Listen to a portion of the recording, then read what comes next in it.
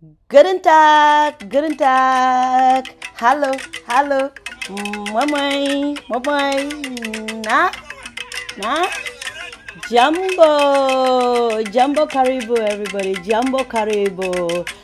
Welcome to Jambo Dr. Akumbu podcast, and I'm recording this opening from Hamburg, Germany.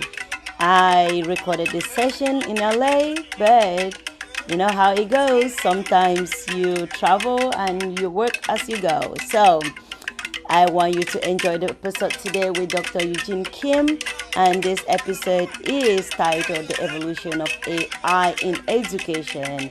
I have had past episodes on AI, particularly one with Dr. Kofi. If you want to go listen to that and then see where we are today with I would strongly suggest you go listen to that episode.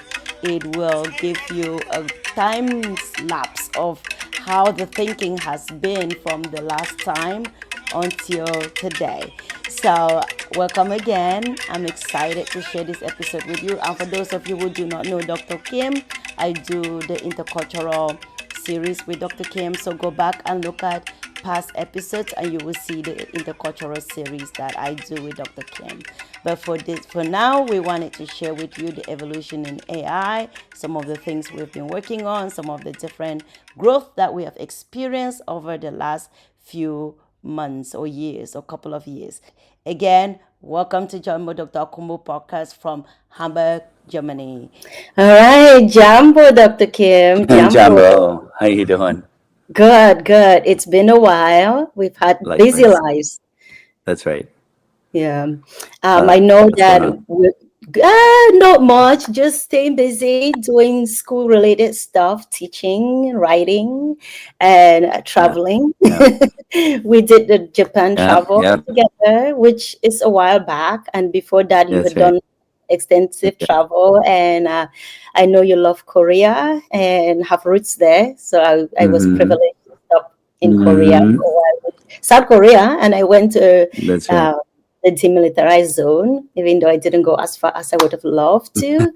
But I did, and I'm Yeah, very yeah, happy that I had that experience because that was one of my big dreams to be in South Korea. For now, those yeah, are my adventures. What have you been up to? yeah. Well, I think that, coming up just in a month, I'm taking a group of students to Cambodia and Singapore. So that's really exciting because those two countries are as far apart in Southeast Asia as you can get. One is the topic or the setting of the movie, Crazy Rich Asians. So you can sort of tell Mm-hmm, what kind of mm-hmm, city that is, cosmopolitan, and yes, there are middle class and there are the poor in Singapore as well too. But the wealthy do tend to get a lot of the spotlight in Singapore. And then you have Cambodia, which is a developing country in Southeast Asia, one of the poorest countries in that region. And so that juxtaposition of experience, I think, is something that, again, when we talk about like cognitive restructuring and sort of what happens, as the neuroscientists are talking about these disruptive experiences that we can experience in life that help us then to maybe reconfigure how our neurons are connected in ways that are healthier. So again, they talk about how they use sort of these disruptive types of technologies to help us recover from things like trauma. But I think it's also some of our implicit biases, some of the struggles that we have in terms of dealing interculturally with one another and empathy and understanding. I think some of those are hardwired as well too because of life experience. And so sometimes these jolting experiences, right, these disruptive experiences help to open up those neural pathways to be reconnected in healthier ways. that's true. And I have to say that over the years, traveling to different countries, I always walk away with some biases that I had that completely get washed away. Mm, And I think for me, one of the mm, great joys of travel is not just to see new places, it's to get those neurons moving in different directions and creating new neural pathways and That's new understanding, and just eliminating some of the biases. It's embarrassing, some of the biases that I had. so right. so I, Right. I I am very happy that I have had the opportunity to travel across Asia. And one of the things Mm, that I really enjoyed is how different each place is, from India, being in India, mm, to Boracay in Philippines, to being in Japan, to being mm, South Korea. There is always something there that shifts the way I look at the people from there, shifts the way I think about these places, mm, and just eliminates a lot of the mm, bias that I have. So travel is great for challenging how we think, like you were saying, but also for just helping us really put facts to our own biases and help eliminate the biases faster than we could when just mm. reading it from a That's book or watching it in a movie and things like that. Yeah. Yeah. that's Speaking right. of that, And all of us have biases, right? yes. Yeah. Yeah. Okay. Did you want to add more or you good? No, no, no. Go ahead. Wonderful. So yeah, speaking of that, I we know today we want to jump into AI, which is something that has been a topic from 3 years ago or 4 years ago, when I first Hmm. had a conversation with one of my friends about AI. Our understanding of AI and the way we were approaching it, it was more like, keep it out of the classrooms, right? And then now we're getting to this place where we're like, oh my goodness, how do we catch up with everybody else that have been doing this a long time? So we went from panic, Right. and now we're going into this place where we're in a new different kind of panic, not afraid that the students will cheat and never learn anything, but saying we're panicking because we're feeling like we're being left out of all the advantages that AI has to offer. So I know that you have used AI Mm, quite a lot, and I have to truly thank you for helping me lose my biases when it comes to AI, and opening hmm. mine Yeah. and opening up my understanding and my comfortability, and looking at it from ethical landscape. So the slow introduction Mm, that mm, I received from yeah. you has made me really comfortable with AI, to the point where it's Mm, not a shameful mm, thing. I'm not ashamed to say I use AI, but in the past, I would not have used AI because I was so ashamed of using AI because I felt like I was cheating. mm, So understanding how to use yeah. AI has really changed my mind, and I have to give you credit for that. So thank you. Oh, I appreciate you saying that. That's very gracious of you, and I agree. I think that there are many different approaches to AI adoption, particularly from an organizational or institutional level. And there have been everything from mandates. So Governor Newsom last year in California um, came out with a mandate for all schools to start teaching AI, and that has not been received well.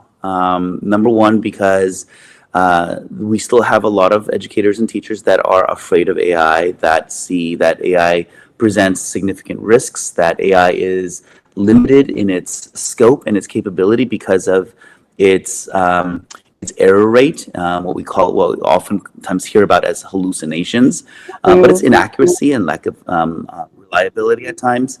And then we hear also, news about the biases. We're talking about biases, the biases of the AI as well too, and how it's not transparent, in Mhm. its in how it comes to answers. And so it's even difficult to interrogate what those biases are because we don't know what's behind the words that it spews out to us. So we know that we give it an input, we know that it gives us an output, but we don't know what happens in the intermediary step there, where it's thinking, or it's calculating, or it's analyzing, or it's coming up with that answer that it's providing us. We don't know what's happening there. And then now these days we're confronted with the reality that the AI has both a it's I would call it sort of a quasi self-awareness, where the AI is now, as AI engineers have been investigating and researching the large language models, they've been discovering that the AI actually has a self-protective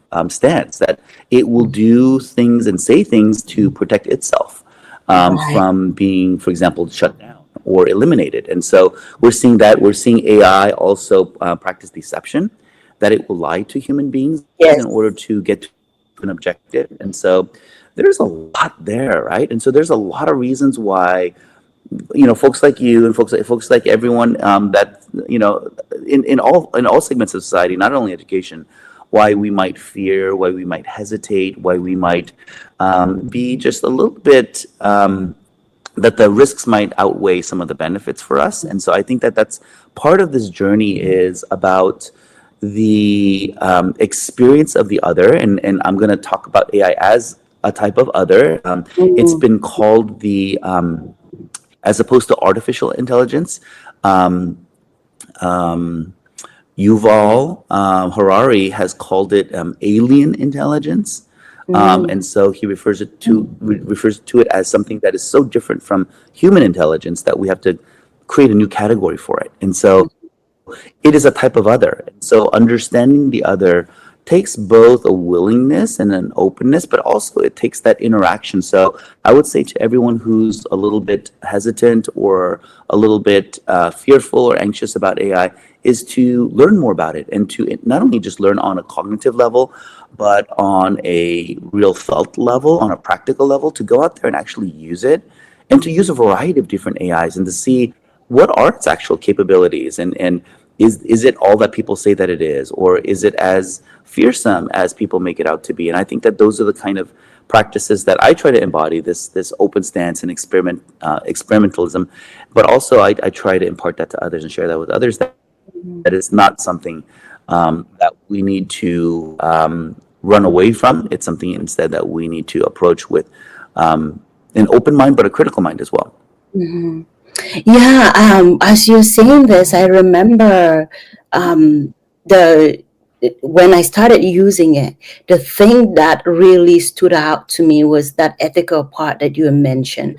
Am I using it ethically? Mm, So because I had mm, that in the back of my mind, every time I would use it, I would make sure that whatever I was doing, can I sleep at night knowing that I wasn't doing something that was unethical, right? So if I that's right. was to have it help me with editing something, I would write it first, write it all out in my own words, in my own voice, and then say, will you please edit this and suggest enhancements?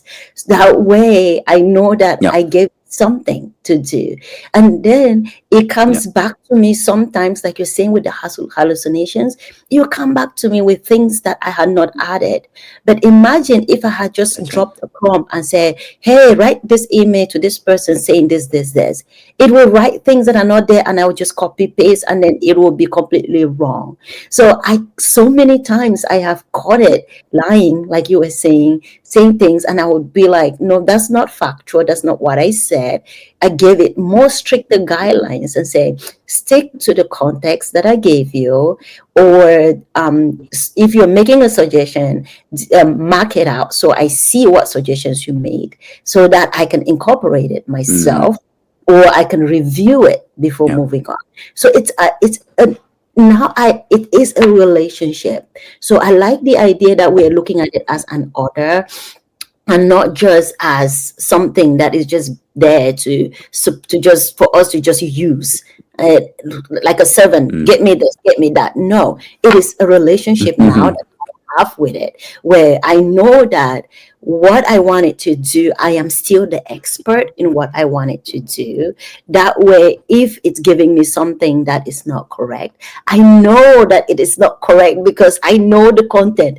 I have an original right. understanding of what I'm doing, and that has Hmm. saved me so much. Sometimes it takes longer, Dr. Kim. That's I've noticed that sometimes it takes longer to use AI to do something, even though the yeah, byproduct is going that's to true. be amazing. It takes so much longer That's right. because all of that, because of the Yep. hallucination, because of the constant correction, Mm, and the way it defends itself when mm. it catches it lying. And it's almost like apologize, and it will make you feel That's almost right. empathy for it. So it is scary, but it is still funny at the same time.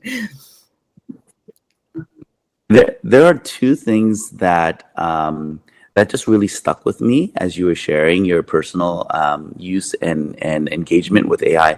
One is that you are using it at such a both a highly conscious level, but also at a highly proficient level. And it's this whole concept of what we call human in the loop. And another way to say it is human-centered AI. Stanford has a center for human-centered AI, the HCAI. And so both of those are saying the same thing, basically, right? That the human cannot excuse itself or recuse itself from the activity of thinking or of production or of creativity, that the human has to still play a significant and important role in that process. And so it's not about just saying, okay, so you're really smart, why don't you do my work for me, right? I would question the need for that type of human being in our world, right? If you no longer have a role in that process, and whether it's a creative activity, whether it's a work process, whether it's a personal matter, if you are no longer the active person in that engagement, I question. I mean, I think that is an existential question, right? Like, do you still need to be the person typing that into the computer if you don't have any other role, right? And I think that's a real question. I think people should question that. And I think the proper response is not, oh yeah, so I guess I don't belong. I guess there's no use for me in the world. I think the proper response is yours, where no, it's like any other. It has strengths, but I have strengths, and so when we bring those strengths together, there's something. The sum is greater than its parts, kind of concept. And so I think that approaching it the way you're doing it, where you're involved both in the original ideation phase, but also throughout, and then as you are putting your final touches on a piece, I think that is something that highly proficient users and highly thoughtful users are embodying in their practice, but it's not common either. I think we see one or the other, where again, they're using AI in a way that it's almost just like a grammar check or a spell check. And I'm not sure that that's the best use of it. We've already had that technology for a decade. I'm not sure that that's a major improvement. But on the other hand, I see people just having the AI write things or produce things for them. They just copy and they paste that without any review and without any critique of that piece. And so I think both of those are, one is ineffectual, the other one is dangerous. And I think that Mustafa Suleyman, he's the CEO of Microsoft AI, and he founded DeepMind and Inflection. So he's one of these, godfathers of AI, right? And he, particularly generative AI, and he said that the technologies that we create, like for example, like AI, they reflect who we are, and they can either embody our highest attributes and aspirations, or they can come to represent our darkest parts, our deepest fears, right? And so when you think about AI as a reflection of humanity, because of the training data, right? It's trained on the data that we've provided, which is the sum of everything that's available, usually on the internet, right? Typically on the internet. And so if you think about what's on the internet, there's a lot of dark and fearful things on the internet. Oh, yeah. It's been shaped by that, in as much as it's been shaped by ice cream and puppies and flowers, right? So all the positive things in the world. So it's shaped by all of that. And I think that what's interesting about Mustafa's position about this, he's very AI forward, but he's also very very cautious about AI as well. And he wrote a book called The Coming Wave: Technology Power and the 21st Century's Greatest Dilemma.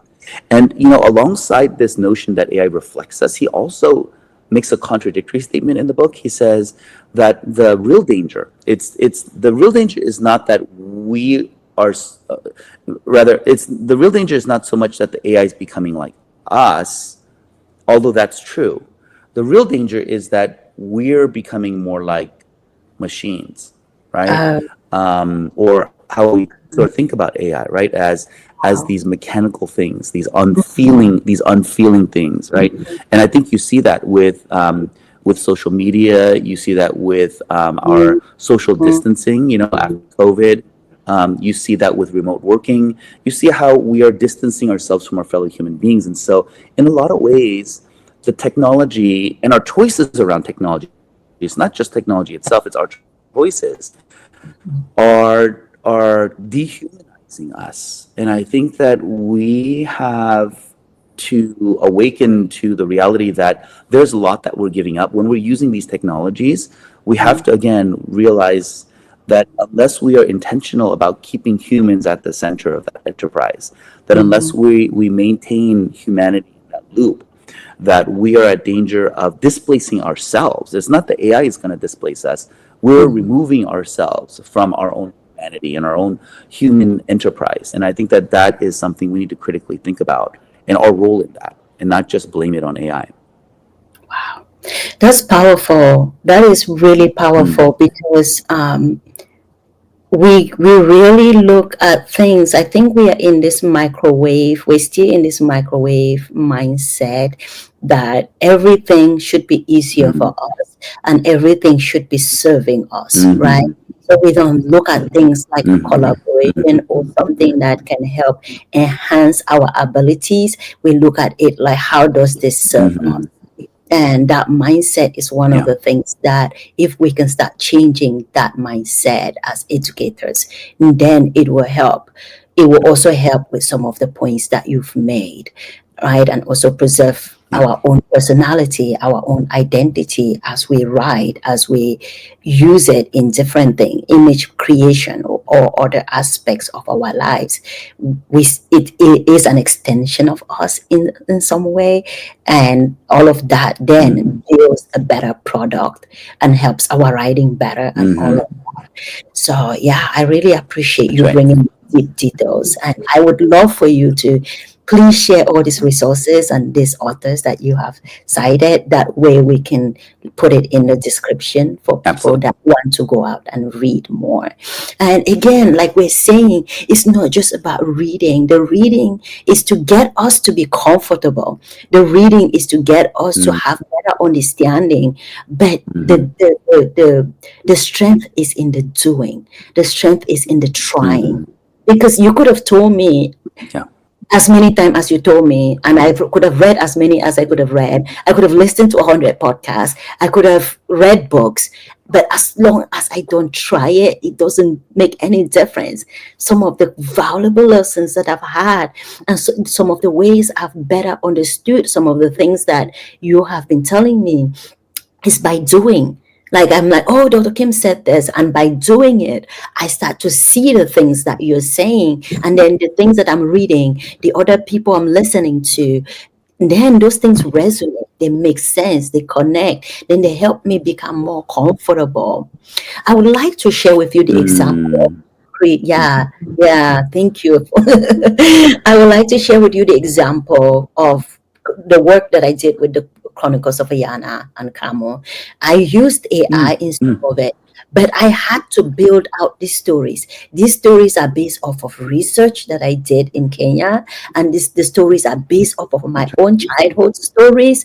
I build them out, and then I have AI help me in enhancing them. Like, what am I missing? How can I Mm, make this story better? And then I use AI. mm-hmm. I was really like, in the books, when you look at the books, the first part, the first book that I wrote was book two, and then book one. Book two, the images are really funky. And that's because I was still learning. I was still learning how to do the images, how to do the prompts. Now, everywhere you see prompting, prompting. But a few months ago, prompting was not that big. So we're just like running around and figuring, okay, Mm-hmm. how do I do to get this going? How do I do? So the images of both books are different. And I know that as this technology is evolving, if I go back to create new images for the books, they're going to be so much better because I've understood prompting better. I've understood how to connect more than one AI to work for me instead Hmm. of using just one. The one That's right. fascinating thing before I let you chip in and jump in and ask you one pertinent question that I have today is that I was looking at pre-colonial stuff, right? Pre-missionary, Mm, pre-looking at an Africa that had no visitors, no foreign visitors. Let's see if this was mm, Africa mm. without any foreign visitors, right? How would this content be? And every time I would try to generate an image, it will bring in colonial Africa. It will bring in like the 15th Oh, century Africa, and there would be this. There will always be interesting. a white man dressed in that hat and brown coat and shorts. That is like a common reflection. There will always be one of those in some of my images. Or I would tell AI that I want something, and it will say it will flag me. It will Yeah. say no, no. What you are asking is not good. What you're asking violates our ethics. But what I'm actually asking Oh, is culturally relevant in my culture, but it will flag me, right? So those uh, things yeah. that I had to work around those things because as I was learning them and going and trying to figure all of this out and going, okay, how do I blend AI and everything that I know to build something Right. that is unique? Isn't that wild? Yeah. It is. It's and we've seen that before, right? We've seen, where there was one version, I think it was Google Gemini, where they asked it to create pictures of Nazis, and they had black Nazis, right? And you're thinking, that's offensive, Yeah. But not only is it offensive, it's inaccurate, right? But Yes. it's because these AI engineers, what they're doing is they're adjusting what's called weights, and these are um, Mm. um, the weights control how much bias and how much lean the AI has towards one direction or another direction, whether it's politically or whether it's religiously or whether it's like historically or whether it's so you name it, you can add bias to the system or remove bias to the system. There's these Okay. little weights that you can move up and down, and Right. it's really hard because if you change one weight, it actually doesn't change just one thing. It changes all the different connections Right. to that one weight, right? So all the other weights around it that are connected to it will also be affected, but they're affected in unpredictable ways. So it's very Oh, dangerous to alter the weights, but they're doing it because again, they feel like they have a certain political or ideological viewpoint, these engineers or the companies themselves, right? The CEO or the board or the shareholders, whoever it is that's directing this, they all have a different position about different topics, and they're going to influence the AI so that it leans towards certain positions rather than others. So you might have heard that most of the models out there, with the exception of a couple like Grok, but most of the models have a politically liberal leaning bias, and that's something that's been verified and validated. You'll see that even if you use and you ask questions about politics, it'll lean on the liberal side, and sometimes more extreme than others. right. But that's because of the way that both the training, right, the training in terms of on the data that's out there, but also in terms of how they've been adjusting the weights. Because if you think about it, the U.S. is probably evenly split politically between conservative and liberal, but the GPTs tend to be leaning liberal, which means they've done something after the training, after the training on the data to have that bias. And so that's what you're seeing as well too. Wow, that's fascinating. And these are the behind the scenes that we don't know about. And again, a lot of people are afraid when Mm, they don't know these things. The unknown scares a lot of people. And those are maybe some of the reasons why some yeah, people just shy away from it because they don't have generally an understanding of what's happening in the background or at least you have presented it in a balanced way so that somebody will not be like, oh, it's just the liberals that are doing this thing. So we're just going to try to indoctrinate our Mhm. children to be liberals if we let our children use Yeah, this. No, that's not true. You still have to be conscious. You still have yeah. to look at this consciously.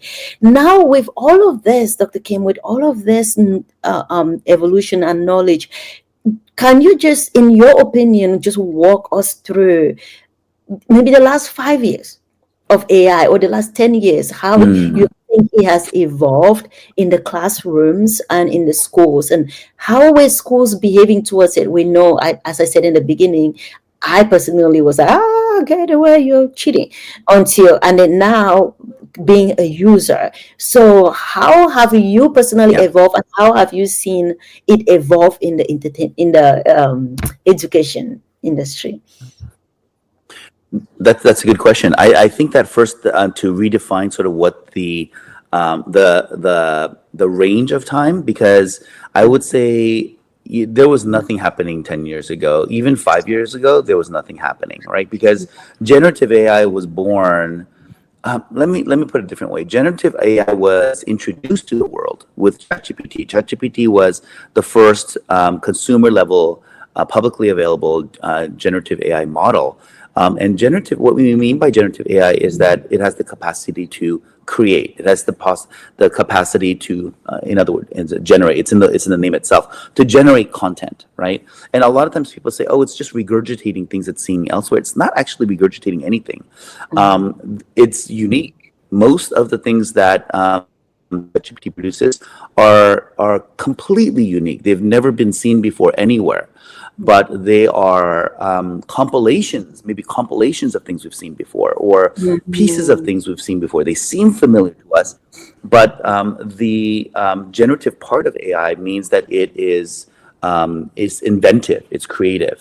And so I think that that's something that we have to clarify. Is there AI existed for decades before? Probably the first AI computational models were available around the late 1950s, early 1960s. That's sort of the birthplace of AI.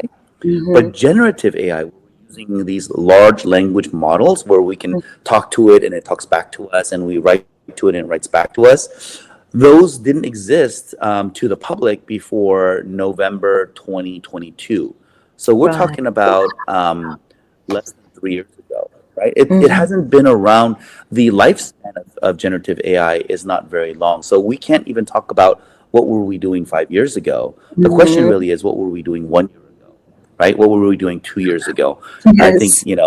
maybe 2.5 years ago, but we can't Mhm. go further back than that. So I think Mhm. if we were to reframe that question, and the question was, well, what were you doing 2.5 years ago? Right. And then what were you maybe doing a year ago? What are you doing now? I would Mhm. say 2.5 years ago, I wasn't doing anything.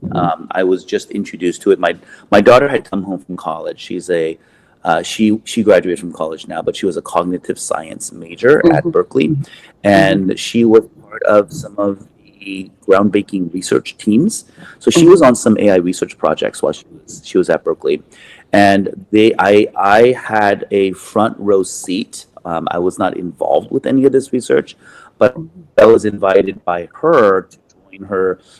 There was a student research team that she was leading at Berkeley, and she invited me to come in as an advisor because I do a lot of research, and so they were looking for an outside perspective on their research methodology and to Mhm. critique their analysis of the data as well too. So not to because I don't have a capacity to analyze AI data, but I Right. can I can give perspectives on whether I feel like their process, their methodology is robust or not. And so I was invited to have a front row seat in this theater of AI research as Mhm. it was happening. This is cutting edge research. And so I remember the first project my daughter was working on with her colleagues was they were using one of the largest language sets in the world. There was there was a world renowned linguist at Mhm. Berkeley who had extremely large language sets, data sets, and so he partnered with the student group and he let them borrow and use this large language set to train their AI on. And I remember the initial training process for this group, and then I remember the first iterations of the AI code, and I was surprised at how short AI code was. I remember the first AI example of AI code that I was exposed to was something like 10, maybe 10 to 12 lines long. And so if you think about any app, any program out there, we're talking about minimum, we're talking about tens of thousands of lines of code, tens of thousands. And then the average, sophisticated app, so if we're talking about like Microsoft Word, or we're talking about like an internet browser, we're talking about millions of lines of code. So you compare millions of lines of code in an average app, and then you compare that to now an AI code that's only 10 lines long. I mean, we're talking about a microscopic animal compared to like a complex mammal, right? Like that's the Right. difference in the complexity of that AI, of that code.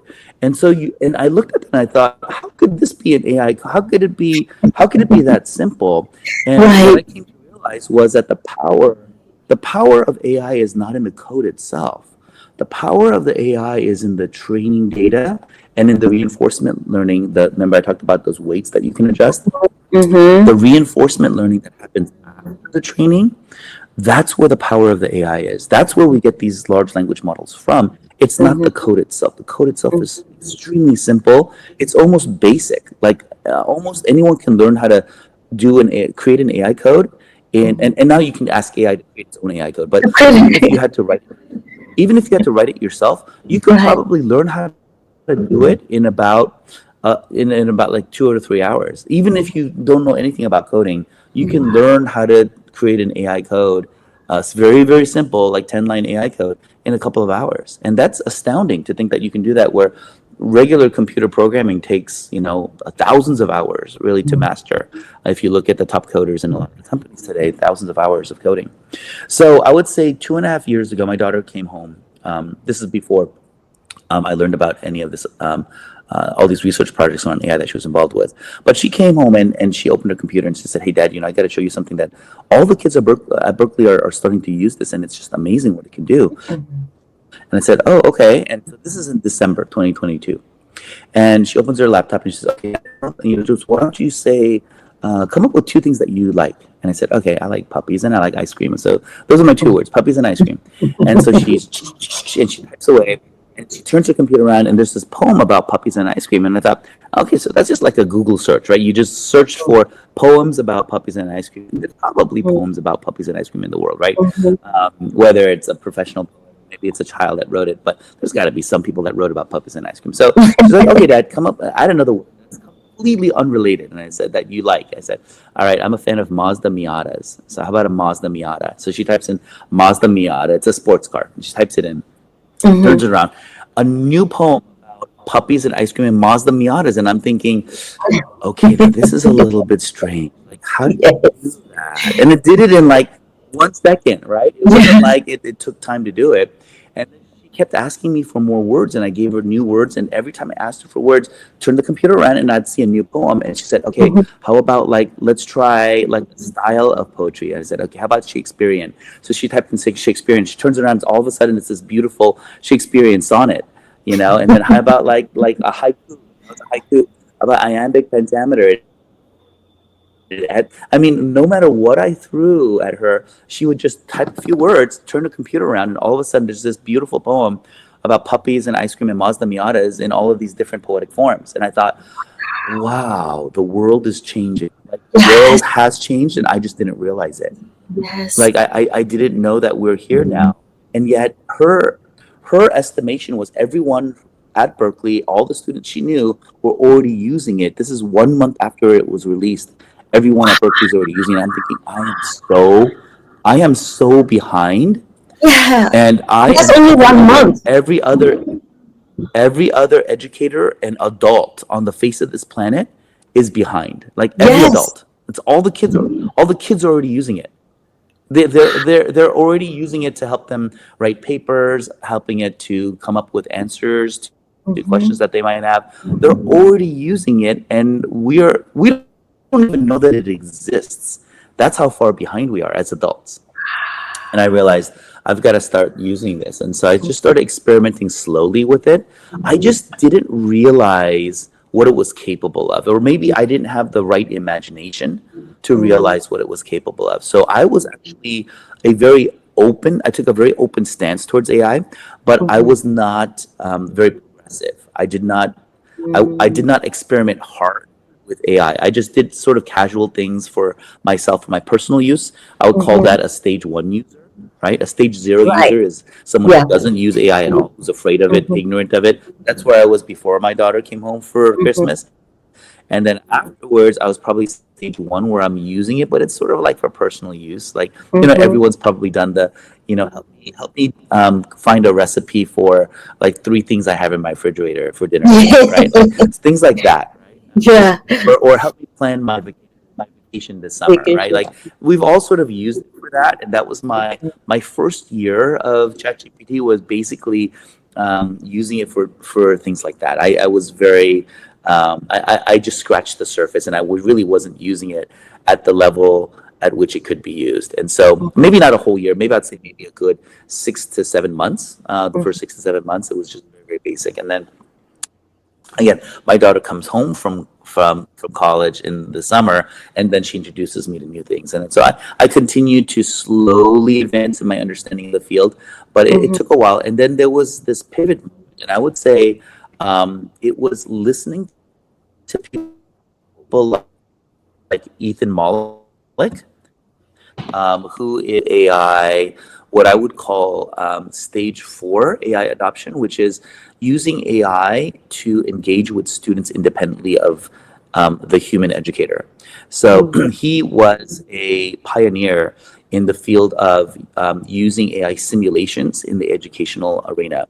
And so when you talked about your book, right, the Chronicle, one of the and this is a shout out to your book. It's just a wonderful, wonderful introduction to African culture, and I think everyone should go out and buy it and read it. But you should also ask the author for access to her GPT, right, which is a thought partner around culture and around cultural exploration, using the book as a backdrop to cultural exploration. So engaging with the characters in the book as if they were real people, and it's conversational, it's back and forth, and that's what I mean by simulation, right? Simulation is where it's not the author speaking to you directly; the author's characters themselves speak to you, and so students are now being invited into these virtual spaces, basically these virtual language spaces where they can converse with, they can write to, they can speak to different characters in different, whether they're stories, whether it's a business simulation, whether it's a debate that you're having with the AI. You're invited into an interactive space with the AI, and that's something that is very, very cutting edge. And I think there's a lot more potential that we haven't explored yet and unpacked yet. But I think that that's coming.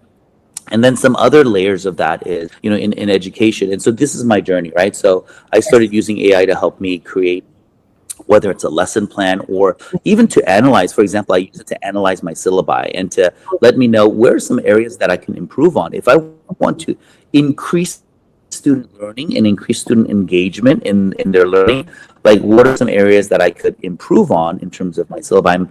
I'm constantly looking at ways to continuously improve my practice. And so this is a question that has plagued me, because there's a limit to what I can come up with on my own. And so my engagements have been with my colleagues like Ruth Akumbu and with others, but even that's limited because each of us have limitations in our scope. And so now I have this thought partner that has access to everything in the world. And so along with my human colleagues, I also have an AI colleague that's able to be a thought partner and help me think more deeply about student engagement and to improve my own teaching practice. So that's one way. I would say that was very early on, using it to help me improve my own practice. And I call that stage 2. It's call it the AI practitioner. And so I've created this, I'm referring to the stages. Over the course of these past 2.5 years, I have, through experimentation and doing research in the field, have come to help co-create with AI a framework for understanding AI adoption for educators. And so stage two, again, is where we're moving into AI practice. We're using AI as a practitioner, helping it to improve our practice, whether it's helping us to create a lesson plan or to differentiate content for different levels of learners, or for us to use it to help us create a new rubric for a new assignment that we have. So those are all different types of level two or stage two AI adoption as a practitioner. And then the stage three is where we're using it to actually engage students on a formative level, and but formative level being, again, the human is still very much at the center of that. The teacher is at the center of that, and we're using AI to, for example, grade assignments or to provide feedback for student work. So those are things that AI can help us with. And again, as you use AI, you don't just copy and paste that. There's a human component to that, where you're both adding your ideas and your thoughts and your feedback, but also you're revising what the AI is providing you as well. That's, again, stage three. We're using the AI as if we were managing the AI. We're AI managers. And then stage four, as I mentioned, Ethan Malik, really his work is around that stage four area, which is using AI as a partner and as a partner teacher. So it's almost like you're bringing in someone that's highly proficient, a professional, to work with you and not simply be like a staff person or a teaching assistant, but really someone, I'm referring to as someone, but the AI is an entity that is now being empowered and delegated to work directly with students. Again, like in a simulation where the characters are talking directly to the student, or another example of that would be using an AI as a tutor for students. Right, so the AI as a tutor, they're working directly with the student.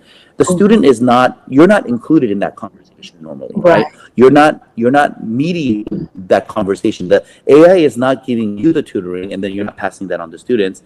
The students aren't asking you the questions, and then you're typing it into the AI.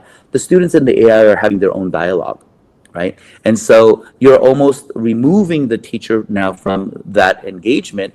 But I wouldn't say that you're completely removing yourself. Number one, you're in charge of setting up that AI tutor so that the AI tutor is appropriately engaging the student. So you're at the front end of that practice, but also at the during the process as well too. Some of the better tools, AI tools that are out there, allows the educator to be to have transparency and have accessibility and visibility on how the students are engaging with the AI. So everything from like Brisk AI or these are some of the more common tools that are out there. They allow you to see whenever a student is typing something into AI, you can see that.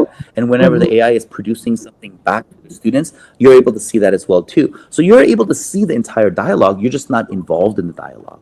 But if you're noticing that the dialogue is going in a direction where maybe you feel like it's incomplete, or maybe it's even sometimes you might think it's not appropriate. There's rarely a case where that's true, because a lot of these, for example, Conmigo has a lot of guardrails, and it won't allow the student to take the conversation in inappropriate directions.